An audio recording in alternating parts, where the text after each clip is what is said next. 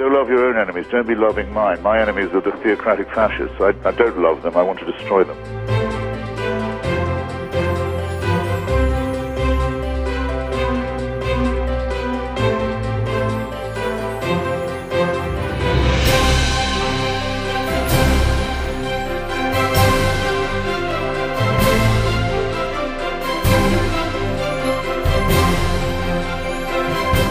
Child made in the image of God. Oh no, you're not. You're a faggot. And you can't join your church and you can't go to heaven. This is disgraceful. It's inhuman.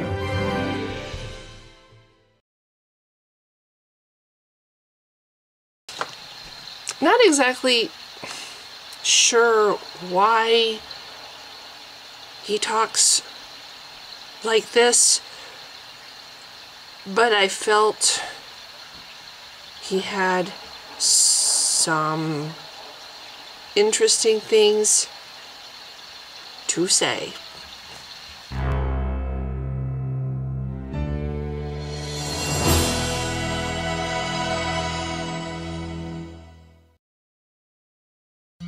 Unfortunately, these are dramatic times.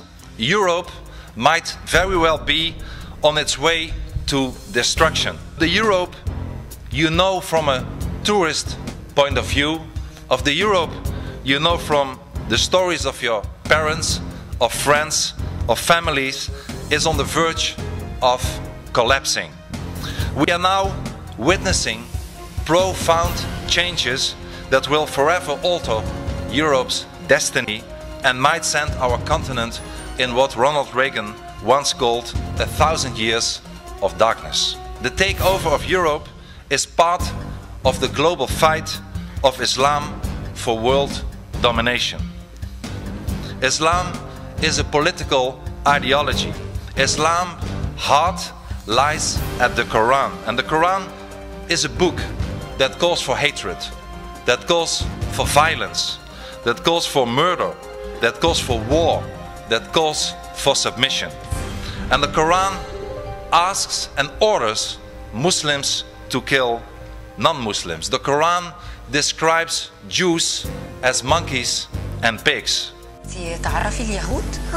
بتحبيهم؟ لا ما بتحبيهمش ليه؟ كده عشان هم ايه؟ هم قردة وخنازير. عشان هم قردة وخنازير؟ مين قال عليهم كده؟ ربنا. قال عليهم فين؟ القرآن. قال عليهم في القرآن كده. The Quran is Allah's personal word, which leaves no room at all for interpretation. Therefore, ladies and gentlemen, there is no such thing as a moderate Islam. Sure, there are moderate Muslims, but there is no moderate Islam. Muhammad was a warlord, and in establishing Islam, he preached violence. He preached the slaughter of non-Muslims. He took part in 78 battles and slaughtered the Jewish tribe of Banu Qurayza. And Muhammad said, and I quote, "I have been ordered by Allah to fight against people until they testify that there is no God but Allah and Muhammad is his messenger." The purest joy in Islam is to kill and to be killed. And ladies and gentlemen, Muhammad's behavior and the Quran inspire until today jihadists from all over the world to slaughter innocent people, like in Washington, in New York, in Madrid, in London, in Amsterdam and in Mumbai. The truth is that Islam has always attempted to conquer Europe, and it has done so for centuries. The Christian city of Constantinople fell, as we all know, in the 15th century. And now, in the 21st century, Islam is trying again. This time, not with armies, but through the application of al-Hijra, the Islamic doctrine of migration. This doctrine, al-Hijra, is based on the example of Muhammad, who, as you know, migrated from Mecca to Medina. And the Libyan leader, Muhammad al-Gaddafi, said, and I quote him, "We have today 50 million Muslims in Europe. There are signs that Allah will grant them victory in Europe without swords, without guns, without conquest. Those 50 million Muslims of Europe will turn Europe into a Muslim continent within a few decades. For the first time in world history, there are dozens of millions of Muslims living far outside the Dar al-Islam, the Islamic world, and that poses an enormous threat to us in the West. Ladies and gentlemen, the Al-Hijra may be the end of the Western civilization as we know it. My country is in the process of becoming Hollandistan, as Europe, as Badior stated correctly, is becoming Eurabia. And let me give you a few examples. Only 12% of the German Muslims see themselves more Germans than Muslims. And churches all over Europe, churches are emptying out, whereas mosques are shooting up like mushrooms. Medieval phenomena as burqas, as honor killings, as female genital mutilation are becoming more and more prevalent. An hour before this footage was recorded, her father had tried to murder her. A month later, he succeeded. Banaz Mahmoud was just 20 years old. She just wanted to get out of it, be a free person, be allowed to get out of the house when she wanted to. You know, not be locked up and be told what to do. But that attitude was too much for her father. He beat his daughters with his shoe and called them whores just for wearing makeup. When he discovered Banaz had a secret boyfriend, Mahmoud and his brother Ari decided to murder them both. On New Year's Eve 2005, here in South Wimbledon, passers-by found Banaz running through the street, covered in blood and pleading for help. Banaz made her way to a cafe down here on the main road and the police were called.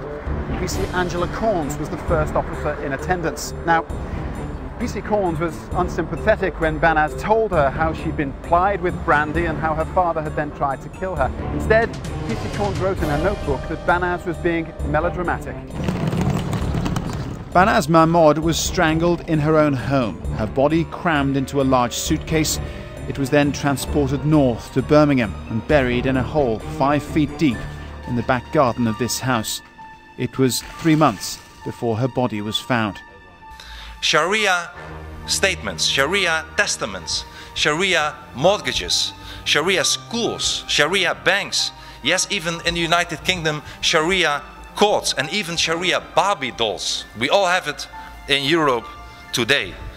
And then I have not even mentioned that, for instance, in Denmark, in the capital of Denmark, Copenhagen, 70% of the crimes are committed by Muslims. Ladies and gentlemen, we let in the Trojan horse.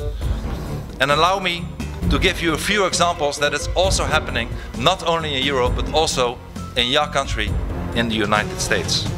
Muslim taxi drivers in Minneapolis airport have already refused more than 5,000 passengers because they were carrying alcohol.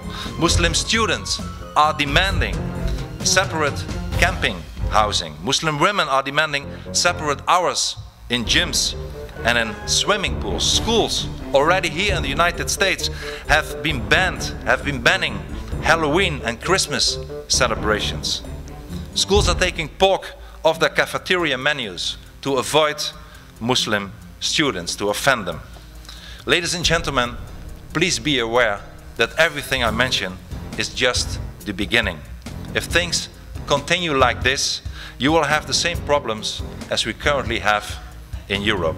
If we do not stop the Islamization, we will lose everything. We will lose our identity, we will lose our culture, our democratic constitutional state, our freedom, and indeed our civilization. And in Europe, we are already losing the right of free speech, the right to criticize Islam. Ladies and gentlemen, there is one Western country that has been forced to fight the forces of jihad for its values since the beginning, the very first day of its existence. And that is the state of Israel. I love Israel. However, in Europe, being pro-America and being pro-Israel makes you almost an endangered species. But Israel, ladies and gentlemen, is a beacon of light in an area, the Middle East, that is pitch black everywhere else. Israel is a Western democracy. A very important point I want to make for you. The so-called Middle East conflict is not about land at all. It is not a territorial conflict. It's a conflict about ideologies. It's a battle between Islam and freedom. It's not about some land in Gaza or Judea and Samaria. To Islam, the whole of Israel is occupied territory. They see Jerusalem and Haifa as settlements too. Islam forces Israel to fight. And Israel is not just fighting for itself. Israel is fighting for all of us. We all are Israel. Israel fights for the entire West.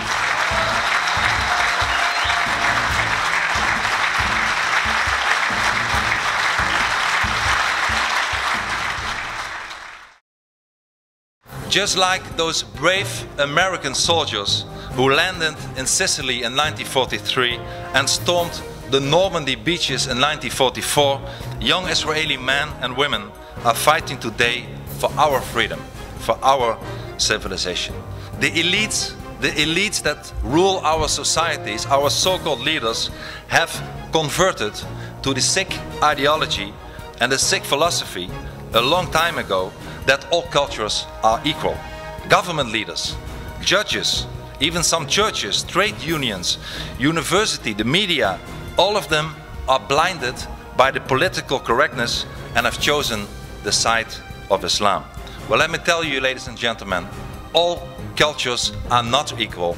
Our culture that is based on Christianity, Judaism and humanism is far better than the Islamic culture.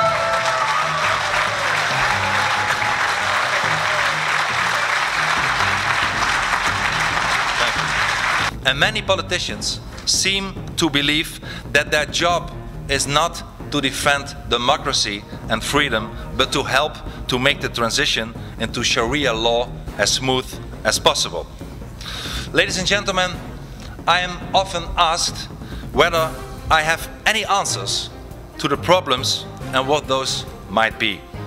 Well, let me tell you, I certainly have the answers, even though many people in Europe don't like them, at least from the political elite. Let me tell you and mention a few of them.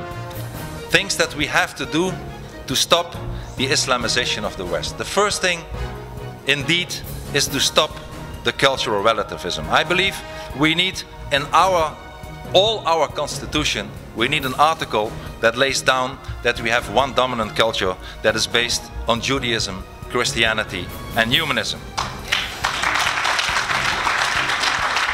Second, we have to stop pretending that Islam is a religion. Islam is not a religion. Islam is a totalitarian ideology. Islam wants to rule every aspect of society and every part of any person's life. Therefore, Islam should not be compared with other religions like Christianity or Judaism or Buddhism, but Islam should be compared with other totalitarian ideologies like communism or fascism.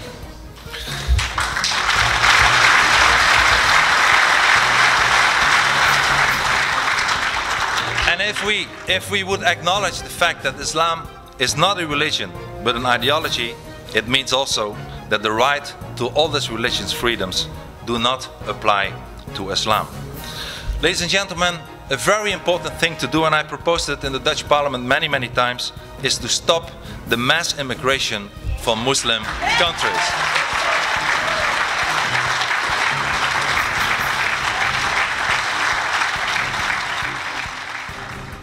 And in order to preserve our own values, our own identity and our own culture, not one person from Muslim countries should be allowed to emigrate to our societies anymore.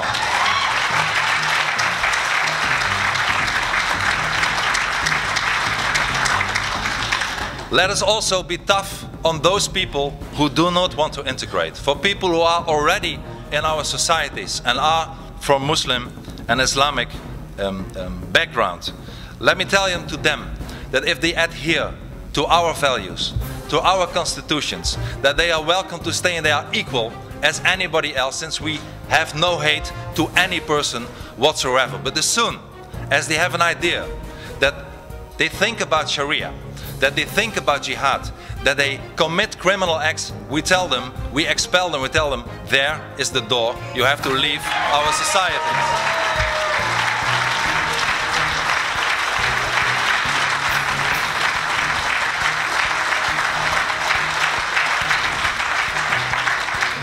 And I also believe that every member of a non-Western country that wants to come or already is in our societies should sign a legally binding contract of assimilation and pledge of allegiance to our societies.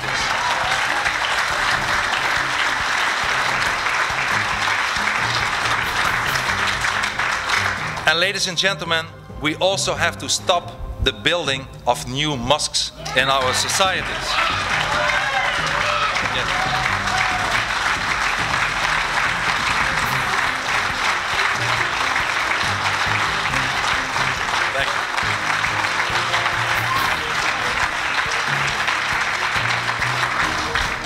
And I believe we should not allow one brick for one mosque to be built in our Western society as long as no churches or no synagogues are being allowed in countries like Saudi Arabia.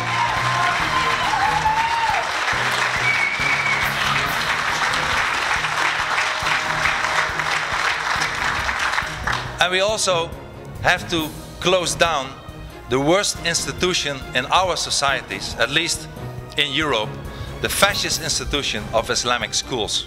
Ladies and gentlemen, schools where young children who should assimilate and become full members of our society are being raised with an ideology of hate, with an ideology of terror. We should close down all the Islamic schools.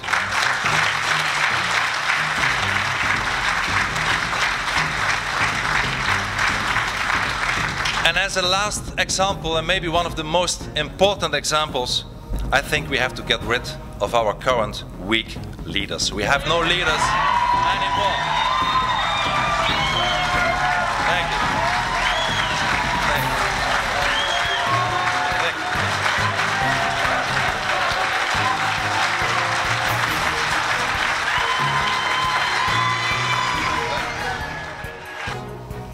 Thank you. In short, we have to go on the offensive and we have to start fighting back. We must no longer allow ourselves to remain seated in our armchairs and get trampled over. If they bombard us with Sharia law, we will bombard them back with our human rights. If they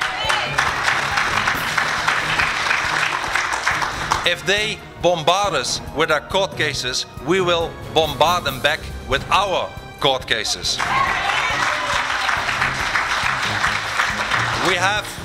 We have, ladies and gentlemen, finally we have to start fighting back and show that millions of people all over the world are sick and tired of it all and refuse to take any more. We must make it clear that millions of freedom-loving people are saying enough is enough.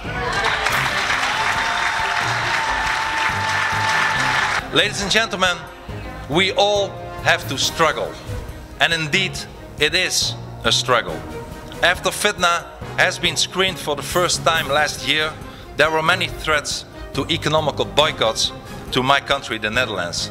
The beautiful Dutch flag was burned all over the Middle East. Indeed, I am myself being prosecuted by my own government in my own country.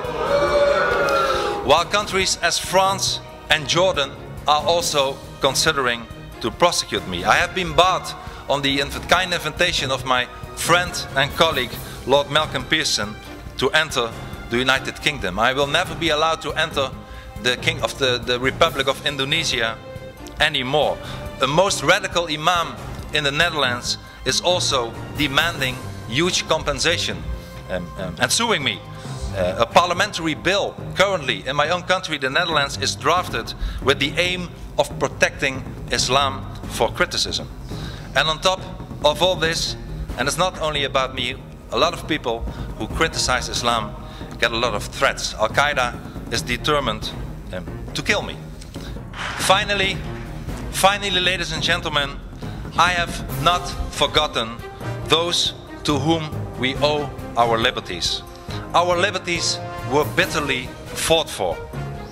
American soldiers fought, bled and died.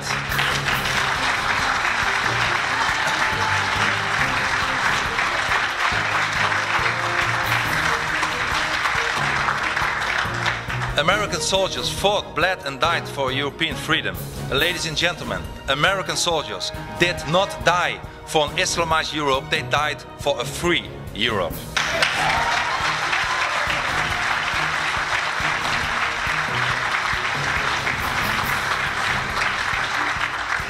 Everything that we stand for has to be defended with all our might, our identity, our culture, our values, our democracy, our freedom, our civilization.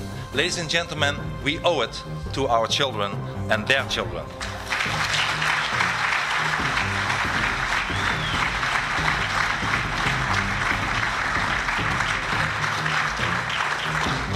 We will never give in. We will never give up. We will never surrender. Thank you very much. Thank you. Thank you. Thank you very much.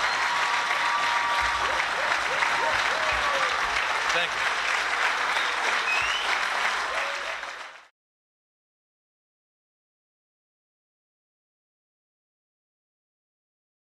En som brenner Koranen, ifølge islam, da straffen døden. Det riktig? حرق القرآن للإهانة نعم بالتأكيد.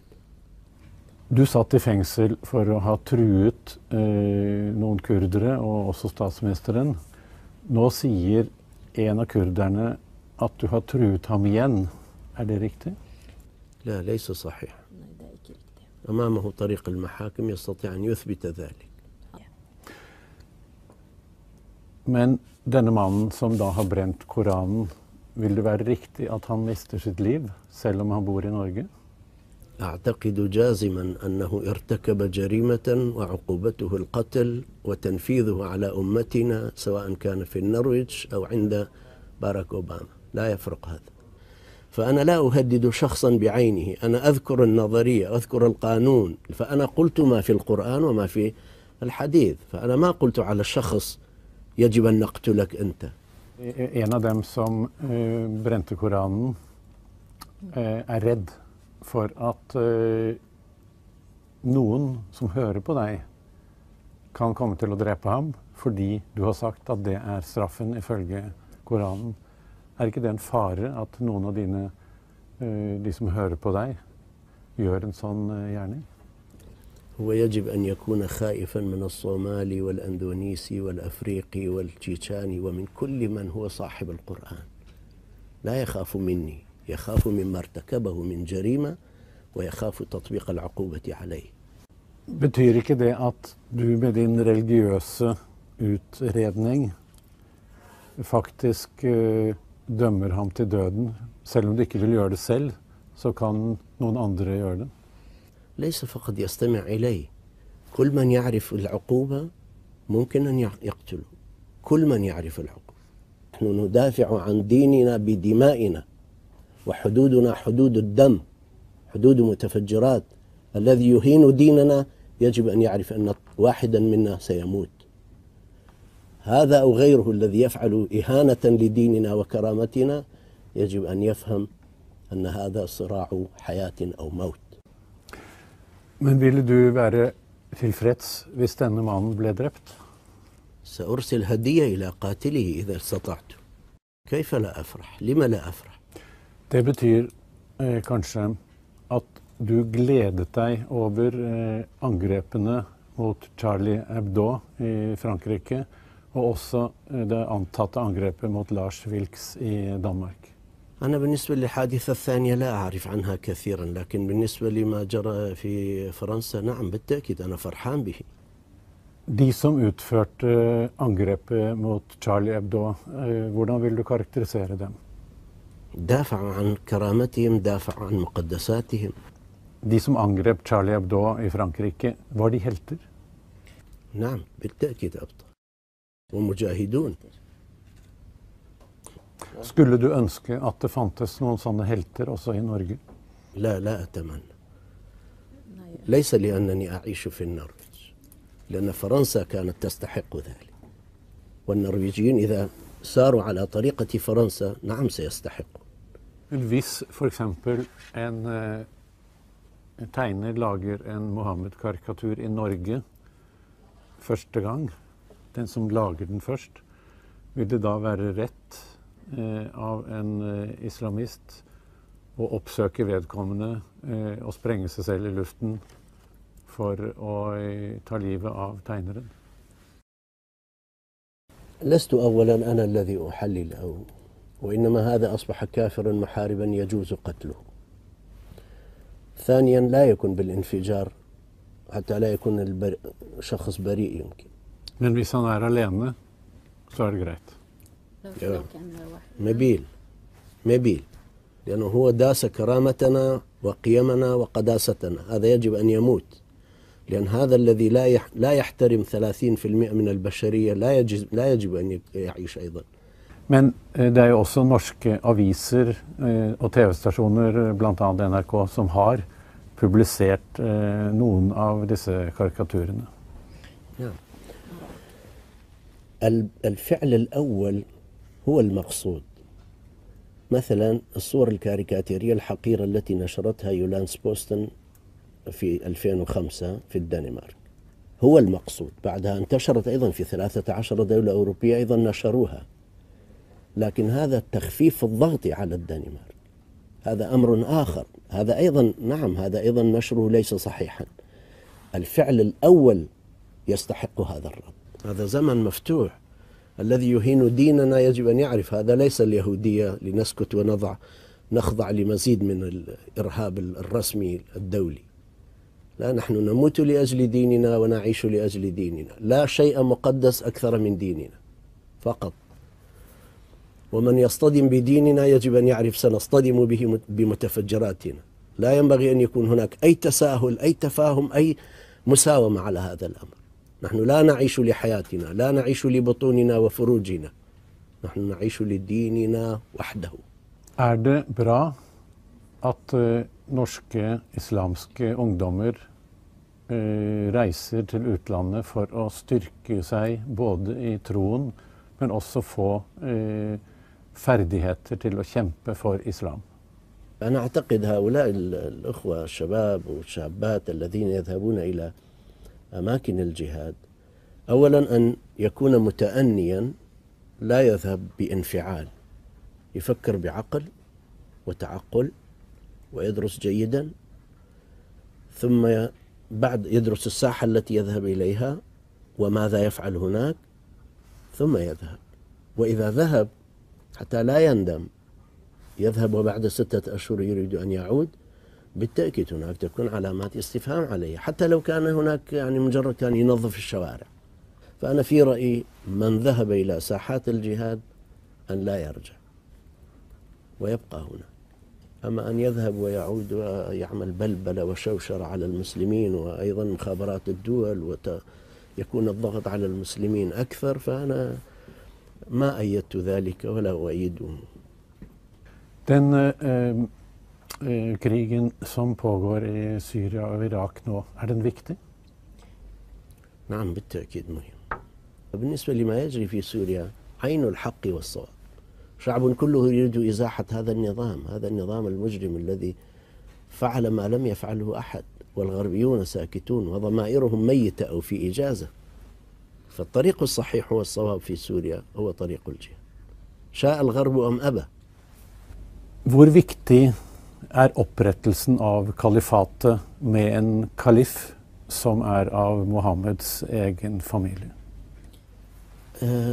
هناك نقطة مهمة. أنا أعتقد أن الشعوب الغربية لا تفهمها والسياسيون يفهمونها لكن يريدون أن يحيدوا عنها، وهو أن إسلامنا ليست كالمسيحية. إسلامنا حركة تغيير سياسية بالأصل. الإنجيل ليس كالقرآن. القرآن فيها 500 آية حول السياسة والسلطة التشريعية والحكم والقضاء بآياتها المختلفة. هذا لا تجدها في الإنجيل. هناك فارق كبير، ولذلك لا ينبغي أن نقول في الإسلام الدين على حدة والسياسة على حدة، فالدين والسياسة معا في الإسلام. ولذلك موضوع الخلافة موضوع شرعي ديني من صلب الدين. فبالنسبة لما جرى في سوريا من أمر الخلافة، والدكتور أبو بكر البغدادي أعلن عن دولة الخلافة والغرب خايف من ذلك، لأن نقطتان جدا مهمتان في أمر أبو بكر البغدادي. أولا موضوع الخلافة، وهذا الذي أوباما ومن معه كلهم يخافون منه، لأن هذا يعطي أن نعطي البيعة للخليفة من أندونيسيا إلى المغرب ومن تشيتشان إلى كاب في جنوب أفريقيا المسلمون إذا اقتنعنا بشرعيته. هذا واحد. ثانيا رفع الحدود. هذه حدود سايكس بيكو نحن لا نعترف بها. Er du rede til å sverge troskap til kalifen? أنا الآن لست مستعدا، لأن أنا ما زلت لا أعرفه ولا أعرف الخلافة نفسها الذي هو أعلنها. شروط الخلافة نحن عندنا في كتبنا الفقهية 7 شروط للخلافة، وإذا اقتنعت بأنه خليفة نعم أبايعه أمام البرلمان النرويجي وأصبر على كل ردود الفعل الذي تأتيني من العالم كله.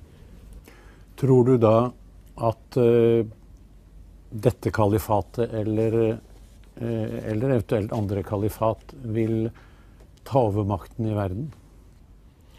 ليس العالم، لكن خلال 20 سنة المقبلة في تصوري نعيد خلافتنا لنكون رقما صعبا في المعادلة الدولية. أمتنا قطعت 70% من الطريق، باقي 30 والثلاثين أنا في تصوري في تخميني وتقديري خلال 20 إلى 25 سنة المقبلة بإذن الله سيكون لنا خلافتنا الشرعية التي نبايعها جميعا شاء الغرب أم أبى.